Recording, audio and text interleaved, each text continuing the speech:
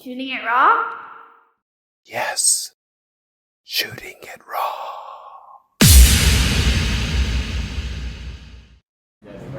We're good? Sweet. Nice. So thank you. Thank you. So is it the most conference with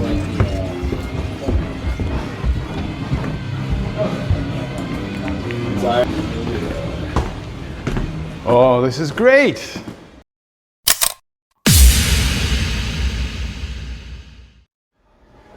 Just remembering things more easily and like not having to memorize what everything looked like or having to go into your memory banks really to like fully remember everything. Like they also can remind you of things that you forgot. Like if you went out somewhere one day and you don't remember a person that was there, but then you look at the photo and you're like, oh shit, yeah, that guy was there too. I forgot about him or whatever. Or like just the experience you had, you know, just remembering things that you might not have remembered before. It's like the cool thing about photos. And then like most of the photos I take now are like of tattoos as well. So like on top of that, like another layer has just become like having a way to like remember, like, cause people get tattooed and they go away and like sometimes they come back and you'll see the tattoo again, but most of the time, like you did that work and sometimes you spent like 3 or 4 hours working on somebody or even more and you never see that work again. Yeah. So having a photo of at least what you did at the end is nice, you know? Sure. Because then it's gone, you know, it's your work. It's kind of like if you were a painter and every painting you did just disappeared right after you did it, you know? Yeah. So having a photo of it's nice.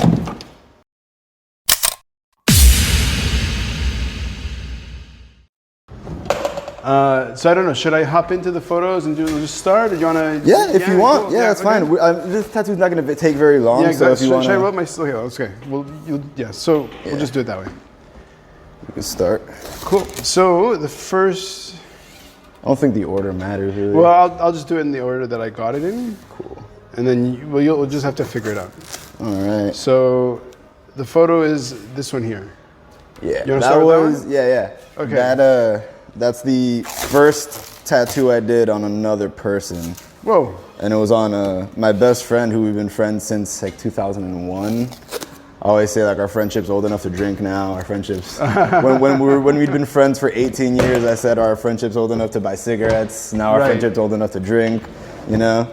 Which is kind of wild for being someone 27 years old, you know? Like it's, not many people my age have had a friend for that long, so. Right. I value our friendship a whole lot, and I did my first tattoo on him. Do people in Savannah kill their friends?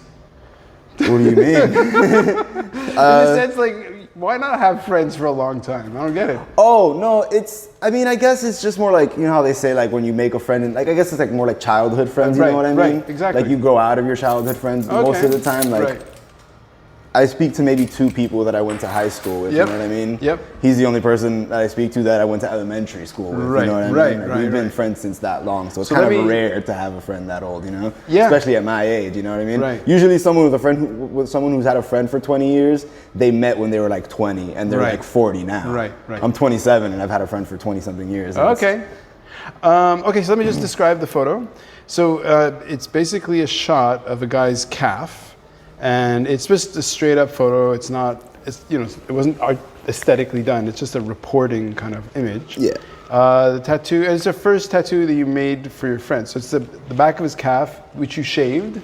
Yes. And always shave him. It's basically a heart that's been ripped. It's basically a skateboard broken in half. Oh. And like put together into the shape of a heart. Yep. With some flowers behind it. Right. It's a crap tattoo. It was the first one I did. It didn't come out great. I didn't put it up there because I thought it was a great tattoo. I put it up there because yeah, it was the first one I ever did, and it was on my best friend. You know, so it was kind of, I felt like that was kind of an important thing. For sure. You know? Take us back. Like what got you into tattooing that you think, you know what, this is something that's really pulled me towards it? Like why tattooing? I mean, I was always into art, like as a kid and stuff, like especially like in elementary and middle school, specifically. I was always like drawing instead of running around during recess and stuff like that.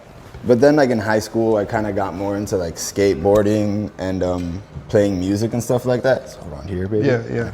I got more into like skateboarding and playing music and stuff like that. So I kind of didn't really do a lot of like visual art for a while. And then after high school, I like realized how much I hated school, because like I had kind of gotten out of depression for a little while. I'm not really out of depression, but I didn't want to die, you know? I was like, I felt better than I had for a long time. And then as soon as I started college, all those shitty feelings came back. I was like, oh yeah, school is definitely not for me. Right.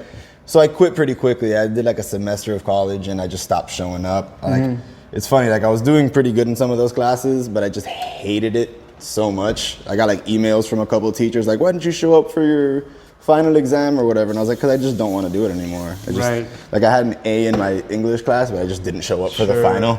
I was like, nah, I don't want to do it. I was having this conversation with somebody about how she studies and how she learns. Like she has she has a reading, like a learning disability or reading disorder. Not even like, she's just mildly dyslexic, right? Right. And so her way of learning just didn't fit a school, or doesn't fit a school. Yeah, of course. But she's trying to make herself fit and beating herself up about it, which is a shame. It's interesting that your path led you to work. Okay, so where are we right now? What is this place? Savannah, Georgia. This is Tramp Art Studios. Shop's been here for about 3 years, a little more, 4 years, something like that. I'm not exactly sure, to be honest. But yeah, it's a really cool shop here in Savannah, Georgia. Really unique. We don't look like most shops, which is kind of, I like that. You know what I mean? It's a huge space. It's amazing. Like it's really. Yeah, we always get, holy shit, it's so much bigger on the inside here. I don't know if you watch Doctor Who, but I always say it's like the TARDIS. Right. Because he's like an alien with a spaceship that's bigger on the inside. Yeah. All right, man. You want to go check that out in the mirror? You can see it right here if you want. Is that about where you wanted it? Maybe higher. Okay, no problem. Yeah. Let's see. There's a lot of caulk on the walls. Yeah. Why is that? I just think it's funny. Like, I find it hilarious that like you used to get in trouble for drawing dicks on stuff as a kid. Right. And now I get paid for it. So Okay. I love that. It's great. And also it's I use it kind of like as advertisement. My stickers are just a giant flying dick, and like it catches people's attention. Like I put them up all over the place. You think? And like I get like DMs all the time. Awesome. People who are just walking around downtown Savannah and they just saw a flying dick on the wall and they're like, oh, what the fuck? And they look and they see it has an Instagram on it, so they'll tag me on their story. That's great. I get those all the time. I love it. Yeah, it's fun. Okay, so when was the first time you got a tattoo? I was 17. My mom took me, actually. She signed for me. Okay. You can do that down in Florida. Here, they don't allow you to get tattooed with or without parental permission until you're 18. But down in South Florida, you can do it, I think, at 16 with your parents' signature. Right. So we did that. I had been asking her for... I think I asked her and she said if I wanted the same idea a year from now, then I can get it. And then a year from then, I still wanted the same thing. Nice. So she let me go do it. I did it. And now I want to get it removed. But not because it's a bad tattoo. I still think it's a pretty badass tattoo. Especially for being like my first tattoo. But unfortunately, I put it like in the middle of my, like not in the middle of my chest, like on my pec. Yeah. And now I want just a big tattoo that goes over my entire chest, so it's just in the way. Yeah. So I'm just trying to get it removed so that I can do a big, full chest tattoo.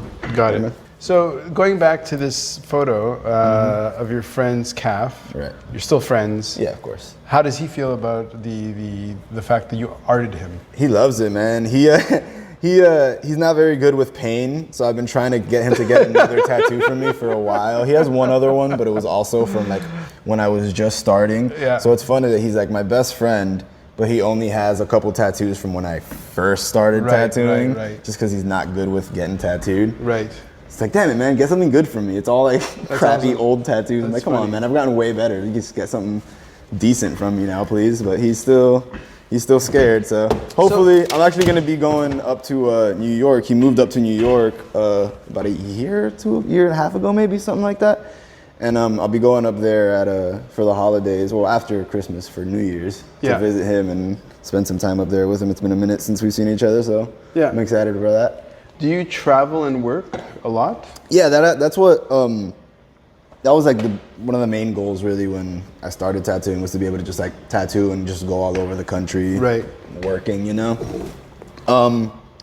When I started, I apprenticed in Miami, which is like learning to tattoo. Like I started apprenticing up there or down there, and then the one who was teaching me, my mentor, was planning on moving to Savannah, Georgia, and I was just gonna stay in Miami and then basically get another mentor after he moved. But then like a few weeks before he moved, he was like, "Hey man, if you would be interested in like moving also and like continuing to learn from me, that'd be cool, dude. We could like be roommates or whatever."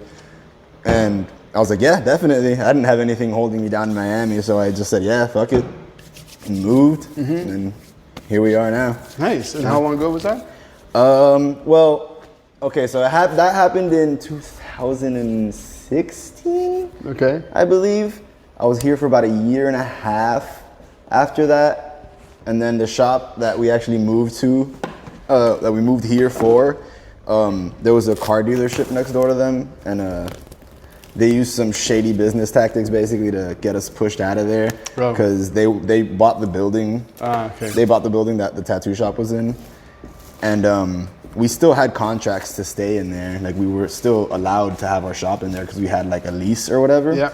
But since they owned the lot and the building, they wanted you out. Yeah. they wanted us out and then kick us out. So what they did was just park the entire lot with their trucks because they're a car dealership, so they have unlimited trucks. Right. So they just parked the entire lot with their trucks and just covered the shop so we couldn't be seen from the street. Right. We stopped getting business. They just completely just pushed us out of there, man. Okay. It's pretty shady. And now I've gone back by there. They don't even use the building for anything. It's just an empty building. Right. They don't even have cars parked out there or nothing. It's just empty, useless. They did it for nothing. So when I was downstairs, they asked, "Why did you pick this shop? Because you were trying to find a woman to do the tattoo." And I was like, "Well, it wasn't necessarily a woman specifically, but I was more about giving the opportunity." And then I thought, it's like I said, like the universe wanted. I just let it, one person was kind of interested but flaked, and then in the end, it's like you're the one who committed. And I was like, well, that's what the universe wants. Yeah, exactly. They want you to. However it works out, man. You can't say, "I hope it works out" when you're about to do it. Oh, no. That's how it worked out. It's how that'll work out. I'm saying this is how it worked out. Yeah, that'll work out. Don't worry about that. Of course. I'm working that out myself. That'll be fine. Yeah, but it's great. So it's interesting how your life led you to. So when you first. Well, you asked about traveling. After that shop shut down, I moved back to Florida for a little while. But at the shop in Florida, like Florida's very saturated with tattoo shops, and every other tattoo shop is always doing like a $20 tattoo deal or just something ridiculous that like just undercuts everyone. Yeah. So like there isn't really a good market for tattooing in South Florida, unfortunately. So when I went back down there after being here tattooing for like a year and a half, I just wasn't making any money at the shop. But fortunately, the shop I was working at, it's Chico's Marked for Life. They have a crew that travels all year long, basically, doing tattoo conventions just in every city. We just travel along. Yeah. And I was lucky enough to be given the opportunity to actually travel with them. They put me on like sort of provisionally at first. I was only supposed to do like 2 of the shows on their little tour that they were doing at the moment. And then something happened after the 2 shows that they were like, "All right, well, just come back." I missed one of them, and then I had to come back for the rest of them, and I was on the rest of the tour after that and traveled for like 2 years tattooing. Right. And I was doing that up until, so I guess I moved to Savannah for the first time in 2016. And then I was here for about a year and a half, so probably like 2017, maybe around there, like mid 2017 or end of 2017, maybe about a year I was here actually. So I think in about 2017 is when I moved back to Florida and started traveling, and I was doing that until about in 2019 when I was doing some conventions, and then I was gonna come here for about a week, and then to Virginia for about a week, and that just so happened to be.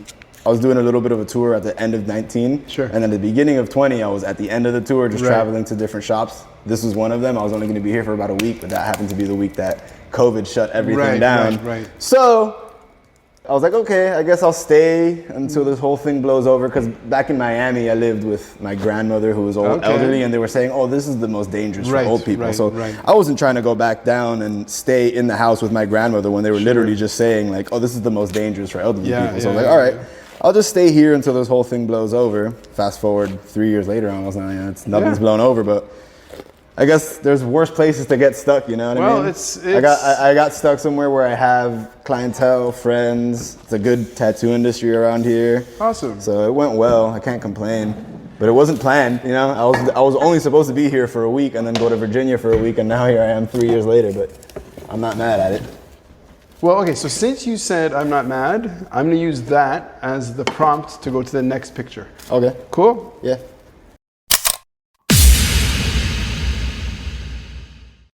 Oh, look at this. There's a guy who looks just like you with a Wu-Tang shirt. Yep. Slightly blonde hair at the bottom. What is this? Yeah, I think I had, when I had shorter hair, I had it like bleached and colored like green and all sorts of colors. So you're sitting on, so basically you're sitting on the awning of a building. Yes, that would actually be the roof of that shop that I was telling you about. Southside Custom? Southside Custom, the one that got shut down. Okay. Because of that car dealership. Right. That was actually the day that we packed everything out of there to get out of the building, basically, right, because they were kicking us out. You know, we stopped paying rent because we weren't making any money. Sure. And we're like, all right, well, I guess we'll do a couple months here and then leave, you know, and that's what we did. We ended up having to leave. I went back to Florida. But yeah, that was the last day. That was honestly one of the funnest periods of my life. We had such a good time at that shop. Okay. Yeah. So the photo is basically somebody on the ground shooting up. Exactly. You're sitting. So you're in your jeans. You got a Wu-Tang shirt on. Yep. You're ripped up. You're ripped up. Jeans. Yep. Everything's ripped up. You're looking forward at the photographer. Mm-hmm. Behind you is the shop that says Southside Custom Tattoo. This is in Florida, or this is this is here. This is Savannah. Yeah. Got it. Yeah. How far away from where we are right now? About 15 minutes. Okay. Something like that, because we're right now like at the very beginning of downtown, I guess you would call it. Give the address so people know to come and visit you. Yeah, 302 West Victory Drive. Boom, done. But yeah, we're on like the very beginning of downtown, I guess you would call it. And then there's like, after this, there's just Midtown, and then it's the South Side. Sure. So like we were over on the South Side before, which is like a whole, it's like not, everything in Savannah is like 30 minutes tops away. Yep. You know what I mean? So like, small city for sure. Exactly. So what was the largest city you've been in? I mean, I've been to New York, I've been to Chicago, I've been to Boston, like a lot of the major metropolitans, LA, all of those. And like all these cities you've worked at, like you've done. Yeah. Okay. Yeah, I for the most part, if I go somewhere, I'd like to try to take work with me. Do you like? So you get to New York.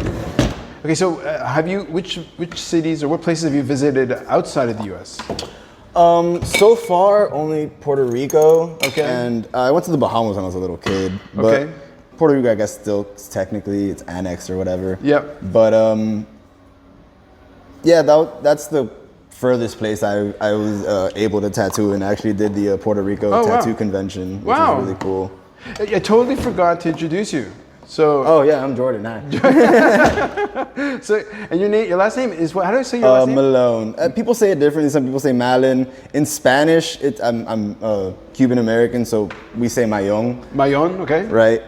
But I mean, you know, people read it however they read it. Some people say Mallon, some people say Malone. I always just say Malone because it's closest to Mayon. Yeah. Got it. Do you speak Spanish? Yes. Yeah. So you know my nickname in. From Mexican friends so my name is Ran. My nickname is Rendejo. Okay. So you know pendejo, right? Yeah, I was thinking, I was like, is this a play on pendejo? So explain what a pendejo really is and why. I mean, it means dick, but I thought it meant pubic hair. It's the whole area. It's the pubis, it's a pendejo. Yeah. The thing is, in Spanish, everything means dick, and everything. It all like. There's a funny song that How do you get any work done? No, I'm just joking. It really, honestly, it's not easy. But yeah, there's like this funny song about how like everything means dick in Spanish. Okay. Like, everything is a euphemism, is a sexual euphemism somehow. So for the listeners, what you're doing right now is you're shaking up a bottle of red ink. Yes. Which is going to be the red circle of the Shooting It Raw logo. Exactly. And that's why I'm here, because you agreed very kindly to do the logo. Yes, sir. Just gonna go grab some needles real quick, and we'll be able to get started in just a few here. Sure. Okay, but have you been to Cuba? I haven't yet. I'd love to go. I was actually thinking about it just a couple days ago. My grandmother's from Cuba. I've never been. Yeah. My Cuban Americanness is just from like my family being Cuban. Yep. I've never actually been myself, although I'd love to go. But I want to go with my grandmother, and she hasn't really wanted to go since it's been how it is. You know what I mean? She wants it to be better, but I don't know if it's going to be better in her lifetime, and I really want to go with her. So I've been trying to convince her to come with me anyway. You know what I mean? Yep. And just take a trip, even if it's not the same Cuba she left when she was a kid. It'll be something, you know? Yeah. And share that a little bit, but I don't know if she'll want to do it. I also understand her not wanting to see it the way it is now when she remembers it the way it was, you know? Sure. So I get it too, but I would also love for her to come with me. I'll go eventually either way. One of the guests I had on the podcast is a street photographer. Okay. And he just loves Cuba. Okay. He just thinks it's the best. Where's he from? Well, he actually lives in Montreal. Okay. He's not Cuban in any way. He's just in love. I think, he just loves the place. Right.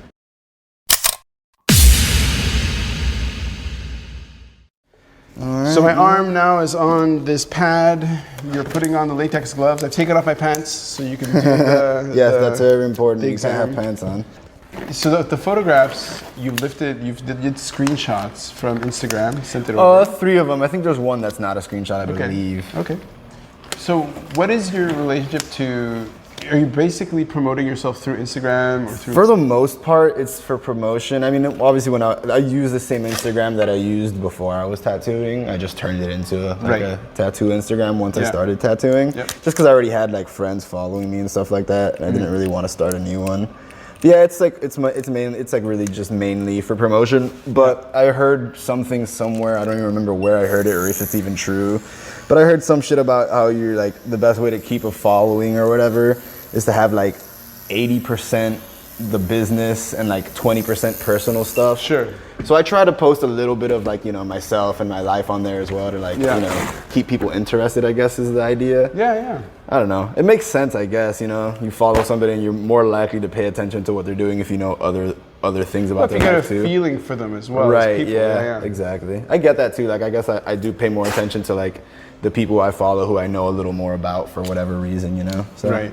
Makes sense. So yeah, I try to post a little bit of like, you know, whenever I go on a trip or anything like that, I'll make mostly story posts because I try to keep like the grid looking professional or whatever. Yep. But as an aside, I'm really sorry if I stink because I'm cleaning pools while I'm down here. Okay. So nah, dude, trust me, we have some stinky people come in here. You're fine. Sure. I don't know how many feet I've had to tattoo with while I held my breath. What was it like to hold a tattoo gun For the first time? Nerve-wracking as shit. Yeah, okay. I mean, honestly, it's still permanent, you know what I mean? Yeah. Like, I'm better and I've learned a lot, so like it's less likely to make mistakes, but it's always still possible, you know what I mean? Sure. So like every tattoo, there's always that like, all right, you know, it's still the same thing. Sure. Obviously you get more confidence and as you get better at it, Yeah. but there's still that level of like, all right, I could, you know, fuck up. Yeah. Well, Don't worry, we're not going to that. No, it's fine. It's fine. This is all. It's actually part of the story. So whatever happens is part of the story. Yeah. So, like one of the things I do in my work is I train, coach, teach, consult, in business consulting. Okay. Right. Cool. And so when I come here into your shop, I come in, as a personal, like personally interested because I'm here as a customer, but I'm also coming in as a consultant who's come in to look at businesses. And so just from how you've spoken already, it's interesting to me that you have I think from time, you've kind of learned and figured out how to think about tattooing as a business, you know? Like Yeah, I mean, you have to a little bit. Yeah, so why don't you talk about, because before you'd mentioned like, oh, you know, like in Orlando, it's just the market. Or Miami. Miami, sorry. Yeah. It was like really saturated and yeah. stuff. Yeah, I mean, it basically came from, I think it started with that show Miami Ink. Yeah. Everyone who was tattooing all over the country saw that show and took that as a sign that Miami was where you made money tattooing. Right. And then you had a fucking 300 different tattooers opening up shops in Miami. Yep. And now you've got one on every other block, basically, you know? Yeah. And, you know, there's only so many people getting tattooed. And then also, when you're trying to beat out every other shop for the clientele, what you end up doing a lot of the time, or what they end up doing a lot of the time, you'll see is like doing like just deals that make no sense. Right. They'll be like $20 tattoos. Like, there's no way anyone's making money on that Right. tattoo. You know what I mean? Sure. And what they're doing is basically just screwing over their apprentices, which is people who are learning to tattoo. Right. They're made to do these like super cheap tattoos. Right. And they're expected to not come out great. Sure, You know what I mean? sure. They're just making money off of them and creating extra clientele who, for some reason, even though they got a shitty tattoo there, will come back. Oh, okay. That's the part that I don't understand. I wonder why. How they still come back. I think it's just because a lot of the, at least some of the tattoo culture nowadays isn't really about having the best tattoos. It's about having coverage for whatever reason. Oh, okay. Like, guys just want to have tattoos all over, so they don't care if it's good. They just want to get a lot of tattoos for cheap. Oh, okay. Which, getting tattooed at a shop like that works for that. You know what I mean? Sure, If you're paying sure, $20 sure. per tattoo, you can get a whole goddamn sleeve for a couple $100. And then Right. you're set. When, like, if you got like a sleeve from me with like the quality of work and, you know, the amount of time it's gonna take, it's gonna cost you a few grand. You know what I mean? Yeah. So it's a different ball game, you know. It's really interesting. Like when you, so I'm really sensitive to how people speak, and just listening to how you articulate words. I don't know. Like, so what was your first language? Spanish. It was Spanish. Okay. Yeah. And you grew up where? Miami. I get that a lot. It's like a very weird, like, slight accent. Like, it's not. It's like. We like all have an accent, right? Exactly. Yeah. Exactly. I think my accent is just like a combination of like being having Spanish as a first language and also learning English from people who have Spanish as Yes, a first language. Exactly. You know what I mean? Yeah. Well, like when I speak Hebrew, I speak Hebrew with a French accent because I'm copying my mom's accent, and she's, I think her strongest language is French. So I speak Hebrew with a French accent, even though English is my strongest language. Right. So we all have accents, right? Yeah. Like, Yeah. Exactly. So are how you do you- are you Israeli? Oh yeah, I was born in Nice. Israel. Yeah. That's cool. So how have you not picked up the southern accent? Because it's really it really sinks in. I haven't picked up easily. much of the accent, but I definitely picked up a lot of the vernacular. Sure. Like, I'll y'all you to hell. Yeah. You know what I mean? All of that. The what all y'all doing? You know, Yeah, shit like right, that. right. But it's still with like my voice and my accent Sure. because that's just how I speak. Of I course, don't think of course. that's gonna change. But yeah, I definitely have picked up a lot of like words and stuff like that. Like, if you catch me in Puerto Rico, I'll start calling you papi and shit like that, you know? Okay. I prefer pendejo. That works too. In Puerto Rico, everybody calls each other papi. Okay. Like, why is papi more so than It's other? Like, why that would be specific to Puerto it Rico? just got honestly, I couldn't answer that question. It just got popular, I think. Answer, you will answer every question. And like in Hispanic countries, we always have like a lot of slang Sure. and nicknames and stuff like that. I think papi just got popular in Puerto Rico, Yeah, and people yeah. just kept using it. They do it in the Dominican Republic too. I think it's just like those Caribbean kind of islands, you know? Yeah.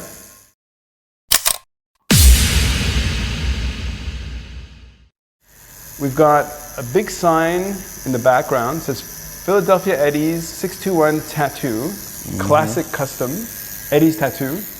Yeah. It's winter-ish. People I have think that jackets, might have been like hats. October or something Okay. like that. You have like 2, 4, 6, 8, 10 people. Yep. What's the story here? Are you in Philadelphia? Yeah, actually, that's during the Philadelphia Tattoo Convention, which is one of the, if not the biggest, like in scale, Yeah. tattoo conventions in the U.S. I think that was the first year I worked it. Okay. Either the first or the second year I worked it. But Is he from downstairs? Did I see his face downstairs? no, he's not. So in the photograph, basically you're outside. You're in the front, right, leaning? Yeah, that's me with the blue hat there. Yeah. So two people are leaning on their knee, taking a knee, and then you've got the rest behind. It's very urban scene. It's a close-up of a shop, probably overcast day. The photographer's in the street shooting the sidewalk where you guys are in. So we just got a random person to shoot the photo. Okay, nice.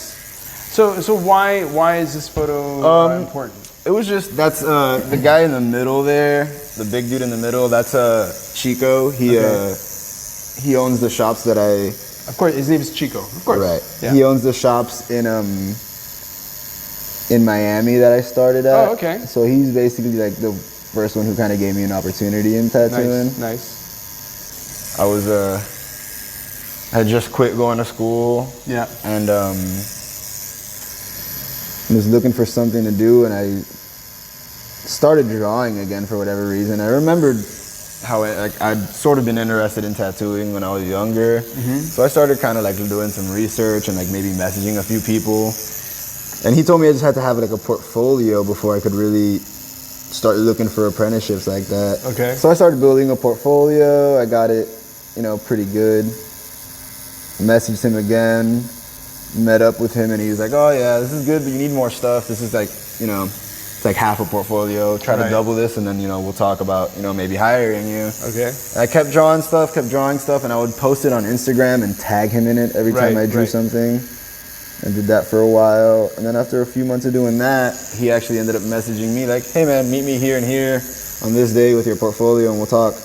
I did, and about a week after that, I started apprenticing, man. That was about it. So, I just started off like, he actually put me with a specific artist for a little while. Yeah, and just to see and learn and stuff. Yeah. But that didn't really work out. We didn't really, we clashed a little bit for whatever reason. He's also like a younger dude. He's like super close to my age, which I think might have been part of the issue, you know what I mean? Yep.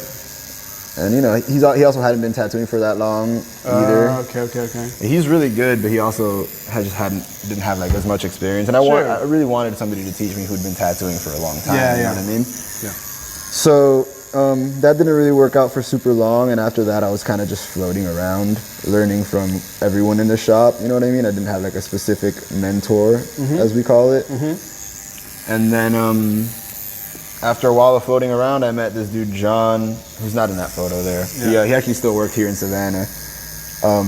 And that's who I ended up moving here with, because he was moving around the time that I asked him to be like my mentor. I was like, "Will you teach me to tattoo? I would like for you to be my actually like official mentor or whatever." He's like, "Yeah, I guess I can do that until I leave." And then until I leave became "come with me." So Right. So that happened. And here I am, man. In terms of my work, so you don't know, I just came off the street, so reached out because I'm in Savannah. Right. So before this, I've been living in Vancouver, Canada. And before that, I lived 20 years in Hong Kong. Oh, sick. Before that, I grew up in Montreal. Lived in Montreal, and then in 2003, moved to Hong Kong.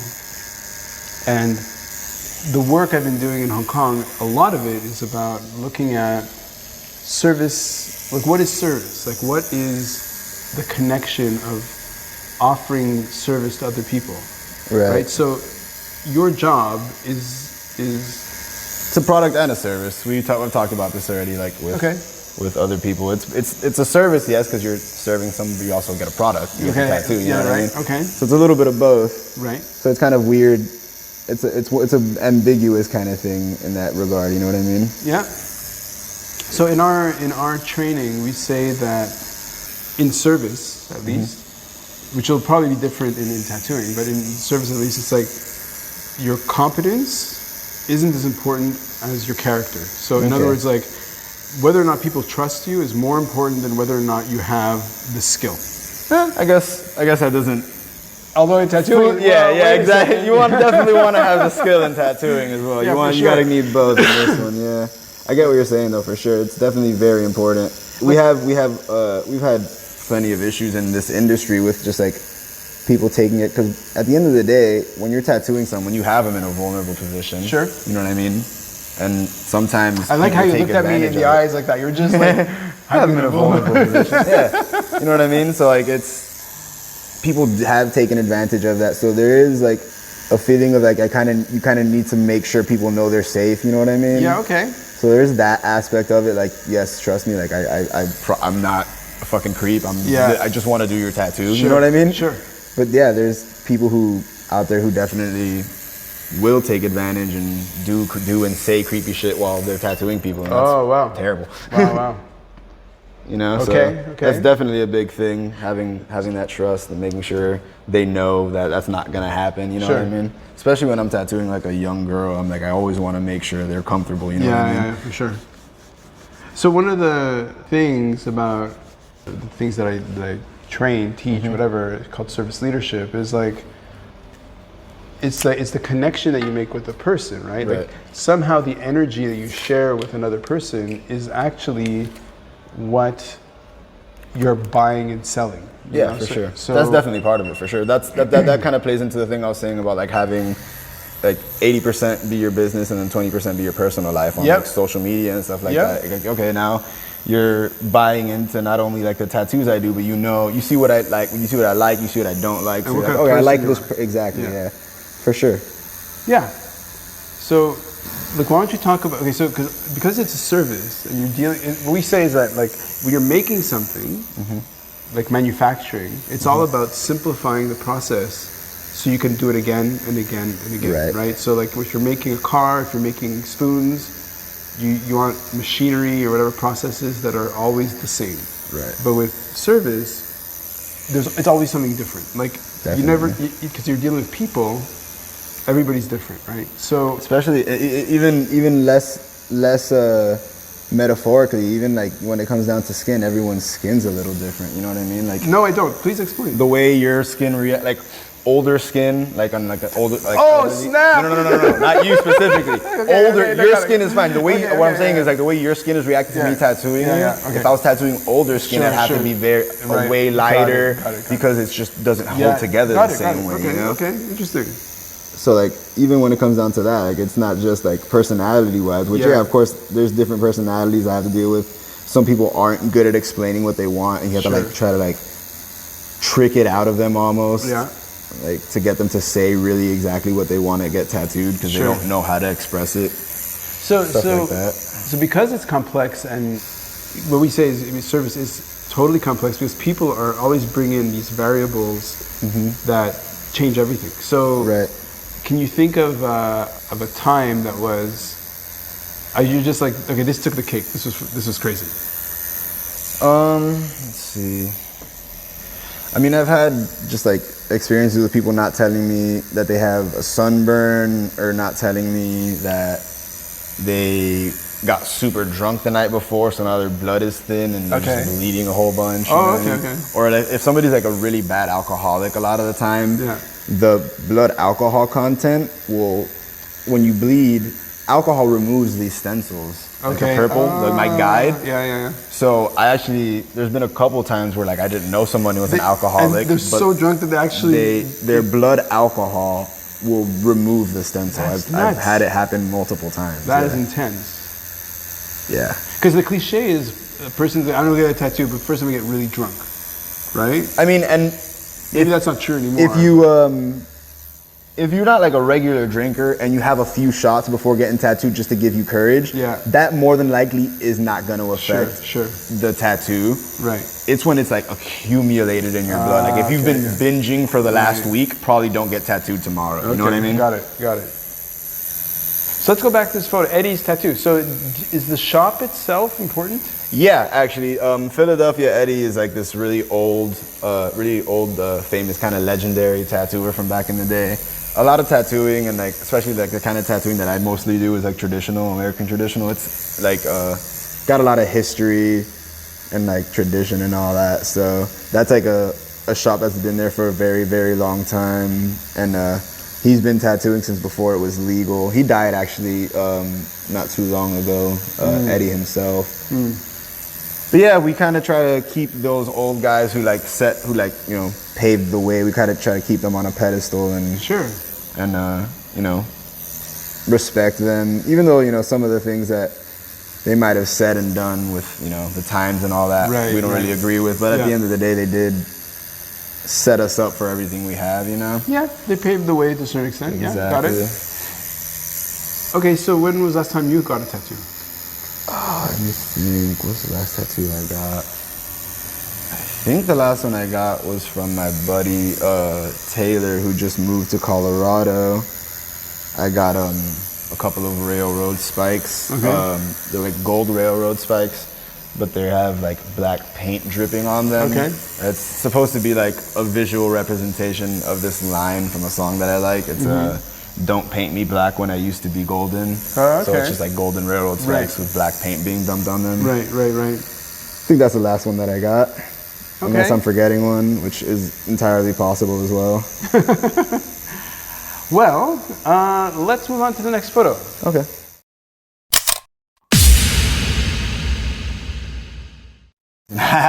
Okay. That's a fun one. Okay. Well, they're all fun for me. So hold on, let me see. So remember I said we visited Puerto Rico. That's where that is. That's actually in El Yunque. Okay. Okay. Let me. There's a pendejo rendejo theme. I love it. There you go. Okay, so it's a photograph of 5 guys standing in a stream. Was the water cold or hot? It was pretty good actually. It was like a regular sort of like almost body temperature. It was a little chilly, but not like cold, One guy is wearing a baseball cap. The rest of you are buck naked. You're covering your junk. Well, he's buck naked too. He's just got the baseball cap. No, it's true. Of course. It's a good point. Yeah, but y'all naked, hanging out. Yeah, like okay. So what? What am I looking at? What is this? Okay, so let me describe the picture a little bit better. So basically, you're in a forest, outdoors. Yeah, that would be El Yunque National Forest in Puerto Rico. Okay, and so it's a beautiful stream.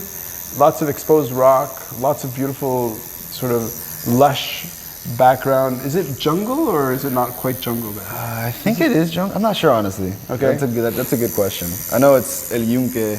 I think it's national forest. I'm not sure if that counts as a jungle. Yeah. I don't Are think there caiman or crocodiles in that area? I don't believe so. I hope not. I mean, if there are, we didn't run into any, luckily. You're all standing in about 4 or 5 inches of water of the stream going over. Right. It goes deeper in a couple spots around there, but yeah, we all stood on that spot to take the photo. Yeah. Well, and, why are all 5 of you naked? Like, what's that story? Well, we had just done the Puerto Rico tattoo convention, all of us, and we had like a really fun weekend. We all had a great time.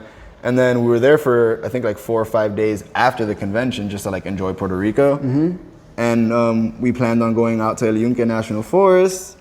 And I've always liked like punk rock and old music and like old rock and roll stuff or whatever. And like, you ever seen like the old Red Hot Chili Peppers photo where they're all naked and they got this? I just had an idea. I was like, yo, it'd be funny if we just took a naked photo out here, just all of us. It'd be really hilarious if we all just got naked and took this photo out in the middle of the national forest. And what when you brought that up, what was their reaction? They were just like, oh yeah, let's do it. They were like, you do it first and we'll do it. And I immediately got naked. I just did it. There's another photo of just me, but I didn't post that one because that one is mic fell a little bit. You want to grab that?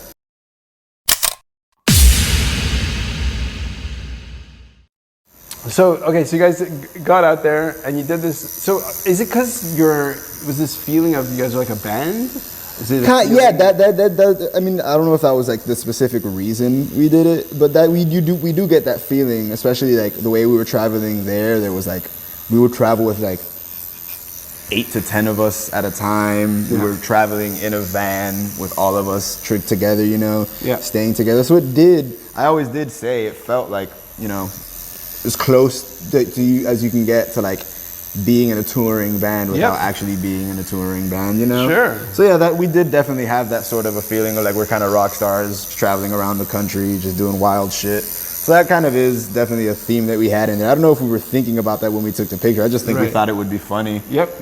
So what was the reaction of people to that image to that? Like, how does this image? I posted it on my Instagram when we took it. You know, people thought it was funny. Everybody got.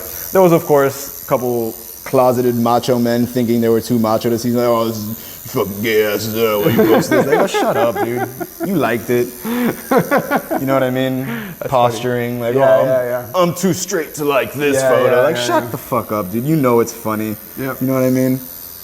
And you know, we made sure there was no one around. We weren't trying to bother anyone. Well, but then again, it's like, okay, so you know, in Vancouver, we hadn't seen anyone in like 2 hours. Right. We're like, I think we're good, you know? Sure. It's a great photograph. It's really great. Yeah, I like that photo a lot. So I guess when so just that you know, like where this episode, where this recording fits, is that, you know, for the past almost 3 years, started in Savannah. I've been talking to people and saying, okay, well, what makes you tick, and can we use this to inspire somebody else, right? So, for example, when you're in that dark place, struggling in school as a kid, especially as a kid, because your brain is still forming, so you don't know anything. And let's say that kid was listening to you now. What would you tell them? Would you give them if you're their mentor?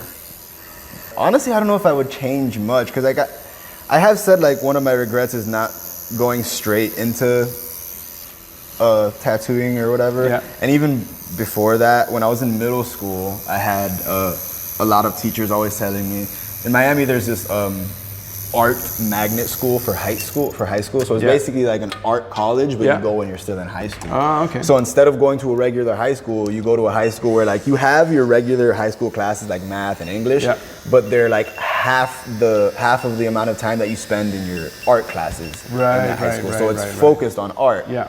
And I had a bunch of teachers telling me to do that, and I could have gotten in if I tried, but I just didn't try, because I never liked trying in school, period. Right. Oh, okay. So I just didn't want to do it, you know what I mean? So I've thought about maybe, do I regret not doing that? But then I also think about, like, what if I did that and became just like some pretentious asshole that me now would hate, you know what I mean? Like, what if me growing up and doing exactly what I did is exactly how I ended up here? Maybe that is exactly right. Maybe I would have ended up trying to be like an animator or some shit like that if I went to that school, and then I wouldn't be here today, and maybe I wouldn't have the career I have or be happy, you know what I mean? I might just still be struggling trying to become an animator when it's not really what I want. You know, anyway. this is just part of what your journey is taking you on. Yeah, so should I move my arm more? Yeah, it's gonna get this red circle now. Okay. Why don't you talk about what being a tattoo artist, which is kind of what you had to realize and learn, you know, as an apprentice, and learn as you know, somebody doing it, is the business, right? For sure. And so how have you evolved as a business person? You know, because in a way, like, so for example, all of this stuff, like on Instagram, you know, curating the posting, and everything from how you dress, like from my training or whatever, I'd say that you're cultivating your brand, right? For sure. In terms of people learning about your reputation, and not doing this podcast is a way of enhancing how you put yourself in the market. Right. So why don't you talk about what you've learned and what you can share to other people about personal branding? Honestly, I feel like the best way to brand yourself and the easiest way is just continue to be yourself and just try to not do things that are like unprofessional, I guess you would say. Because I honestly, I haven't changed anything about myself for like social media perceptions or anything like that. Yeah. You know what I mean? Yeah. Now, I might not go yell at someone because I'm like, all right, fuck, that might come back later. Or like, you know, I might, you know, even though I'm not good at that either, I might still fucking come bitch at you. You know what I mean? I'm the Cuban American comes out sometimes when I get angry. Okay. So yeah, I mean, just the main thing is really just trying to stay professional in certain situations. Like, especially if they already know who I am. You know what I mean? Okay. Like if I'm at a tattoo convention and somebody pisses me off really bad, like I want to go fuck them up, but I'm like, all right, I'm at work. Let me not go beat this guy's ass right now. You know what I mean? Because it's like, you know, I have to stay professional. I don't want that getting out there. Like, oh yeah, I went and get tattooed by that guy, and then he ended up beating this dude's ass while I was getting tattooed. Like I don't want that fucking reputation at all. You know what I mean? I've seen people with that reputation. It doesn't feel good. No, you know? no. So how about in terms of like when did something happen that really caught you off guard and really surprised you, but it was also like, oh, wait a second, like I'm like, this is my career, this is me, I'm obviously good at what I do. When did you or have you had this feeling of I've elevated or graduated from being a beginner to? we get like a level up feeling every once in a while, but there's also like that thing of an like imposter syndrome where you're like, am I tricking everyone? You know what I mean? Okay. So like I've definitely have some of that a lot, you know, where it's like, yeah, no, you guys think I'm great, but I don't feel that way. But you know, sure. Well, because you're still learning. Right. Still exactly. Evolving. Okay. Exactly. So have you seen any trends? Tattooing is super trendy. Yeah. People. So people will come to you and say, "Oh, I want a unicorn." It's just like, okay, now it's the unicorns. Yeah. Right. Yeah. I don't know if I've had unicorn specifically, but yeah, there's definitely trends that go around. So can you think of any trends? I mean, infinity symbols is one we make fun of all the time, but that's not much of a trend anymore. Right. Let's see, what would be trendy now? A lot of people are getting like these really like fine line, but like almost purposely badly drawn images, you know? It's like this like, they call it kind of like ignorant style tattooing is what people call it. And it's just like purposely badly done. I can't stand that stuff. Like, I just don't do that stuff. I just tell them no. Sure. You know what I mean? A lot of the trends now aren't so bad, you know what I mean? Like it's just like getting your favorite characters tattooed or whatever, which, you know, it's like cartoon characters, it's trendy, but I'm not mad at it, you know? I'll do it all day. Have there been any cringe because in a way you're there to serve, right? So somebody comes and say, listen, I really want Curious George. Give me Curious George. That's not cringe at all. That's dope. I think that's tight.